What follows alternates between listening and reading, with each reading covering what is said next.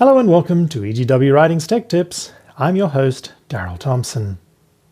We're continuing our series on learning how to use the EGW Writings 2 app on the iPad, and today it's all about the Study Center and how to delete folders or elements within the Study Center.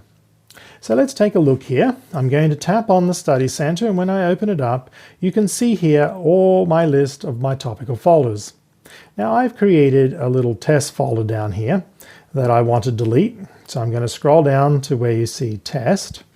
And if I want to delete this folder, all I need to do is I can either long click and pop up and click delete, or I can swipe from right to left. You have either way will work. So then I just tap on delete and it pops up and says, are you sure you want to delete it? And I say, yes, delete, and it is done. So that's how you delete. Now, what if I want to delete an element from within a folder? So I'm going to go here into my folder Barriers Broken Down. I'm going to tap on it, and when it opens up, I'm going to delete right here this last note. Now all I need to do is, once again, there's two ways. You can either long click and you can tap delete.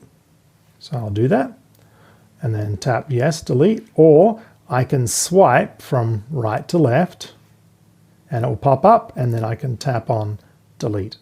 So that's how you simply delete an element from within your Study Center or delete a folder. Thanks for joining us. Hope that little tech tip on deletion within the Study Center has helped. Have a nice day.